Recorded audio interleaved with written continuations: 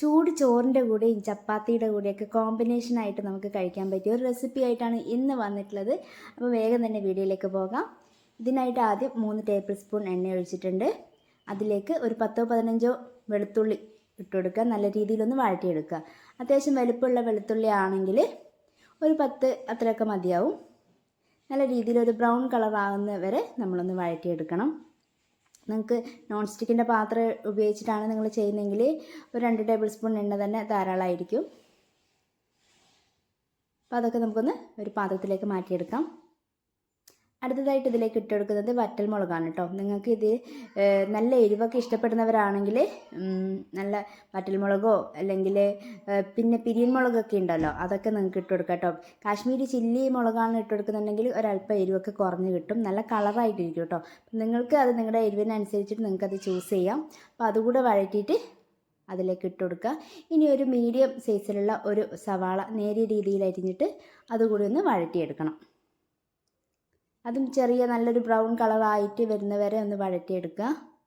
സിമ്പിളാണ് ഉണ്ടാക്കിയെടുക്കാൻ വേണ്ടിയിട്ട്. നമുക്ക് ചോറിൻ്റെ കൂടെയൊക്കെ കഴിക്കാൻ നല്ല ടേസ്റ്റാണ് കേട്ടോ. അപ്പോൾ ഇത് ഒരു തവണയെങ്കിലും നിങ്ങൾ ഉണ്ടാക്കി നോക്കണം. ഇവിടെ ഏകദേശം അത് വഴണ്ട് വന്നിട്ടുണ്ട്. നമുക്ക് അതുകൂടി മാറ്റി വെക്കാം.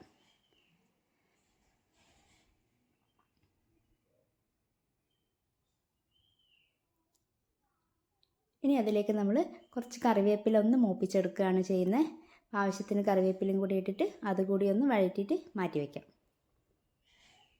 നമ്മൾ ഈ ചട്ടിയിൽ ചെയ്തെടുക്കുമ്പോഴാണ്, ഈ മൺചട്ടി പോലത്തെ പാത്രങ്ങളിൽ ചെയ്തെടുക്കുമ്പോഴാണ് നല്ല ടേസ്റ്റ് കേട്ടോ.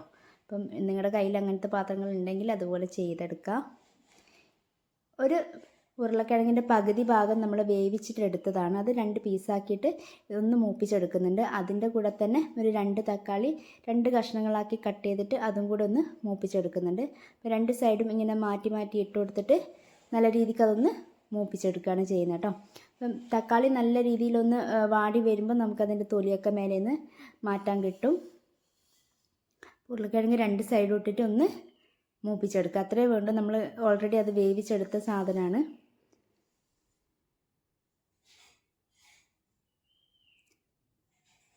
എന്തെങ്കിലും തവി വെച്ചിട്ടോ അല്ലെങ്കിൽ ഒരു ഇത് വെച്ചിട്ടൊക്കെ അതൊന്ന് അതിൻ്റെ തോലൊന്ന് മാറ്റിയെടുക്കുക.